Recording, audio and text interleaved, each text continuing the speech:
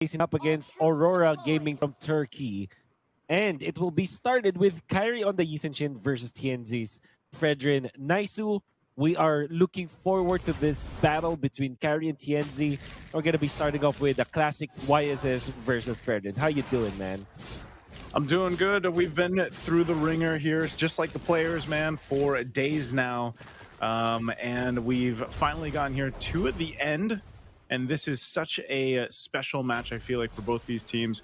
I don't know who all predicted. You know, some people have predictions out there. I don't know if they got their predictions correct or not, but I'll tell you what, Games of the Future 2025 in Abu Dhabi has been phenomenal to just kind of watch. And I feel like even a lot of players made names for themselves just in this tournament alone.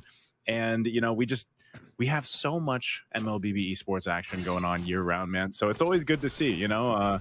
Again, we had our 3rd and 4th place finishers just finish up the match before this. We had that break, and now we get to settle in at 2. Our one and only best of 5, by the way, right? Everything up to this point has been a best of 3. And so it's going to be a nice change of pace because the thing about best of 5s, and even, you know, when we go a little bit longer than that, like best of 7s, the strategy comes into play as well. You know, you're going to see that through the banning phase. You're going to see that through some specific respect bans, even to a sense. I mean, even if you look at Onic Esports' lineup here, like there's signature picks here, right? I mean, yeah. Sans as well on this Kadita, one of the few players that still brings this hero to a match. And like this, I mean, they're already going to start early on. Quite a bit of pressure here on Lunar. He's one hit away, but he's still going to be going. Kyrie will get the last shot off, but it is going to be a trade. The 1-for-1 for now. TNZ looking for more. Kyrie trying to disengage. Keyboy might have to sacrifice himself, but Kyrie rejoins the fight. And here comes Luffy as well. It's all this action under the 2-minute mark. Another kill picked up for Aurora Gaming. Pagu, quite tanky, gets the flicker out. Now Luffy gonna be in trouble. He wanted that kill. Oh my God, Luffy under the tier 2 takes the risk and won't pay off, but maybe bought enough time for the first turtle take to go in the hands of Onic. Plus points for style, but that will not give any additional kill to Onic. In fact, you might think that it's a waste of your battle for because it's like Kyrie did not need the help, but they will take on Rosa. This Kadita that Sans has picked up is one of their many answers to the Eve. This is not the first time that they did it, but it's a first time in a very long time. However, this is Kalea and Kadita combo. I mean, we have seen this work before when it comes to like bursting down multiple opponents. That's the thing with Kalea and Kadita. Although they can be used for pickoff, they can take out one squishy hero almost instantly and even a tank at certain points. But the nature of these heroes, they can be played together in an AoE setting where you can see T-Boy going in for the Dino Strike and then for the Tsunami Slam. Of course, the strike is an AoE crowd control. And then you combo it up with the Ocean Oddity, the Petrify on top of it.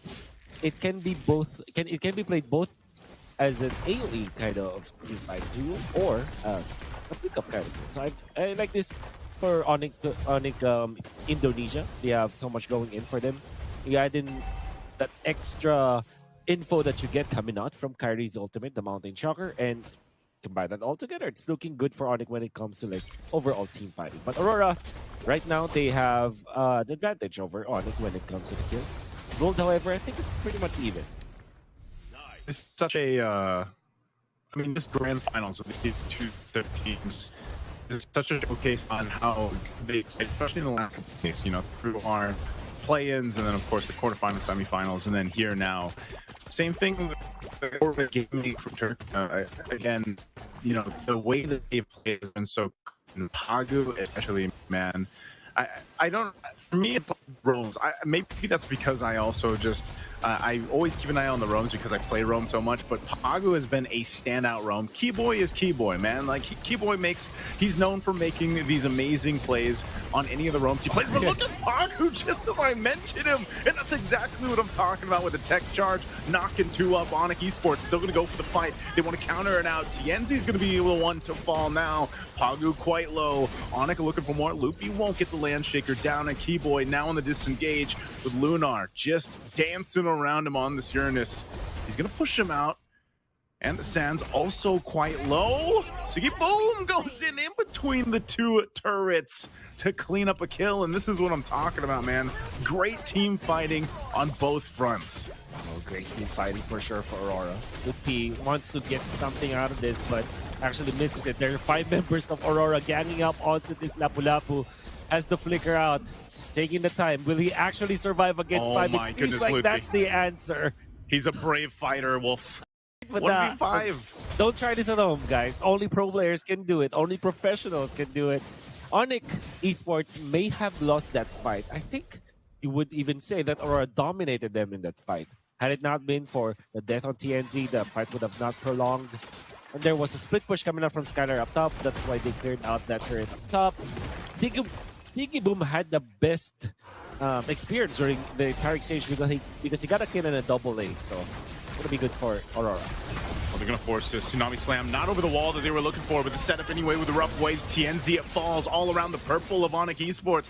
Pago on the run, Lunar trying to get away. He pops the Consecrate, gets the speed to move, and Lunar will survive. But Aurora Gaming set up for that fight around Onic's purple buff, and they end up losing their jungler. So Onic making a statement, hey, get out of our jungle. Nice defense coming out from Onic, especially in how they connected with Mlbb eventually.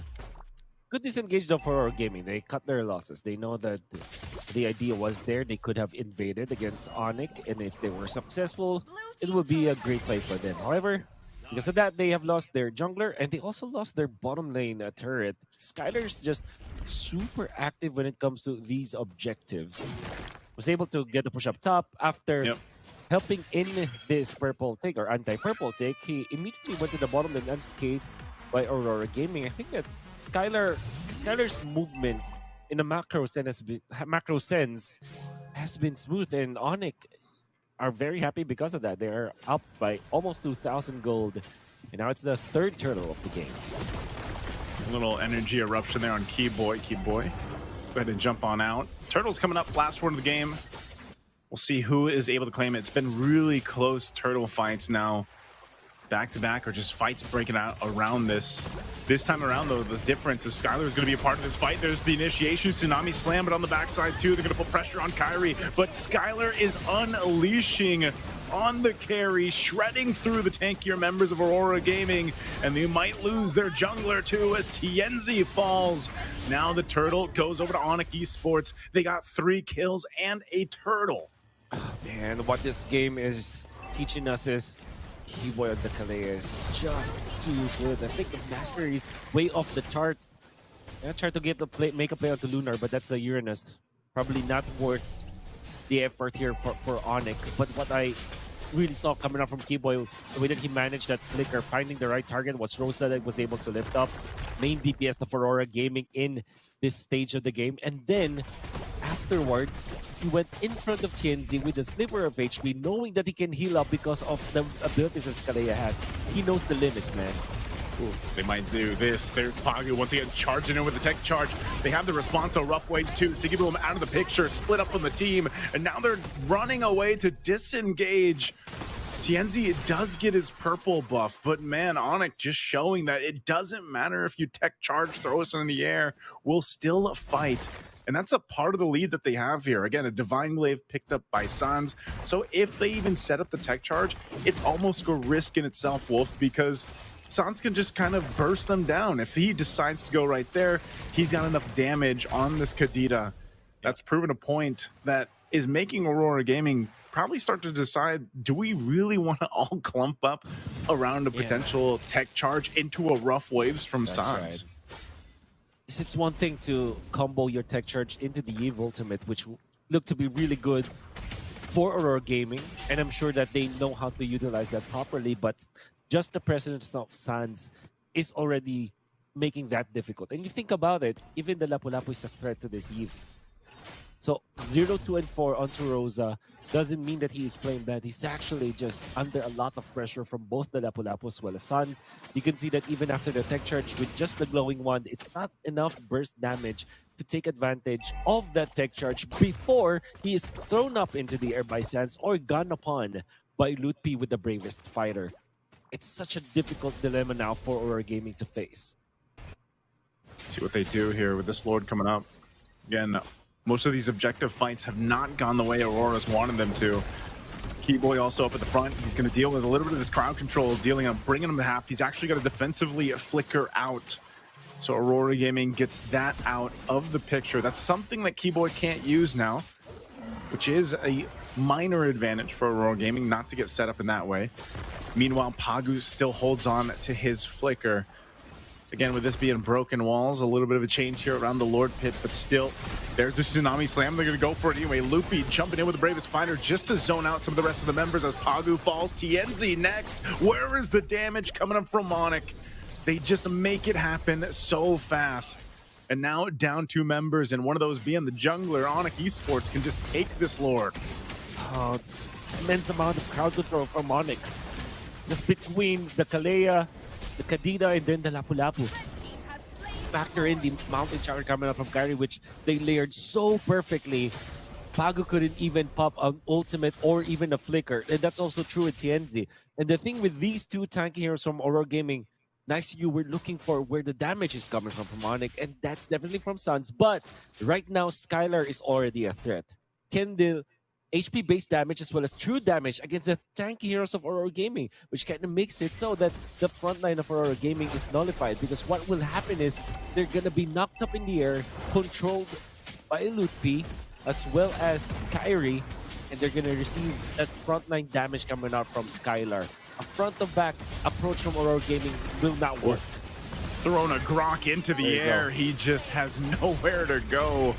Pagu definitely feeling that one. An energy eruption into the RWM. What a huge setup again with the Petrify. San's able to set things up. Keyboy does go down, but they trade it out. A blazing duet from Siggy Bum will keep them at bay a little bit farther. But it's a trade, the 3 for 2, and Onic now at the doors of Aurora Gaming's base. The Lord is making his way up top. And Skylar, with 9 assists, has just been shredding from the back line. It doesn't matter if he capitalizes on the kills or not. He's able to pump out that damage. As you see on Lunar, Lunar trying to get away.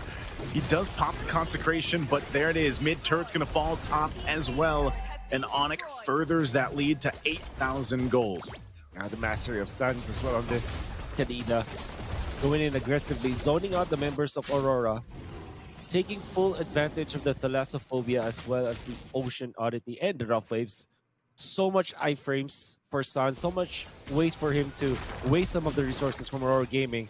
And because of that, only your mid lane hero is zoning out the members of Aurora. All the while, Lutpi as well as Skylar, they're just hitting onto the turrets. Kyrie as well. So it's like, usually you see the XP lane zone out the opponents, but in this case, you only need the Kadida. And that allowed Onic to take out 2 turrets so seamlessly up top.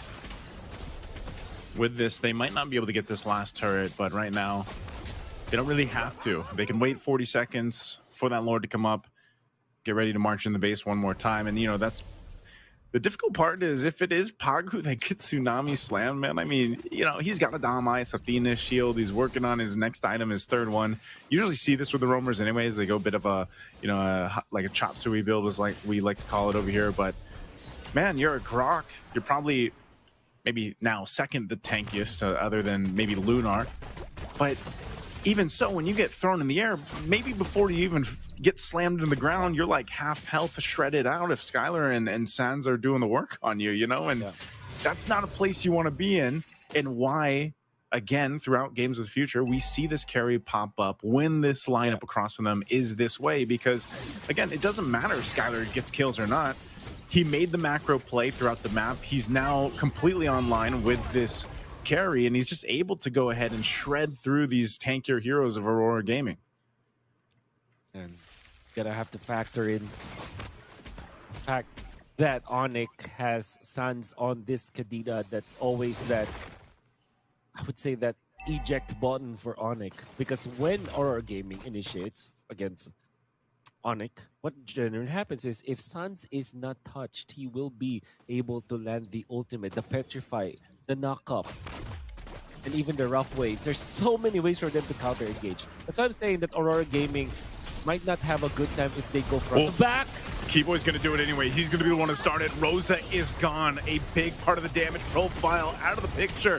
What can Aurora Gaming do on this push? Onic full force with the Lord. Takes down the last turret. Lord's going to finally go down. They wait for their moment here. They're going to clear out the waves. Aurora Gaming with 4 members will be able to clear this out. Another wave pushing in. It's still empowered here in the mid lane. Rosa still a bit of ways here. Does Onic decide to go for? Sands jumping in too. They're going to force it out. There's a blazing duet that's actually doing a ton of damage to Onic as one goes down. Immortality going to be popped here on Pagu, but the Mountain Shock are going to be used as Kyrie picks up Omega. Skylar finally gets the first kill of his game, and they'll take game 1 in a dominant fashion.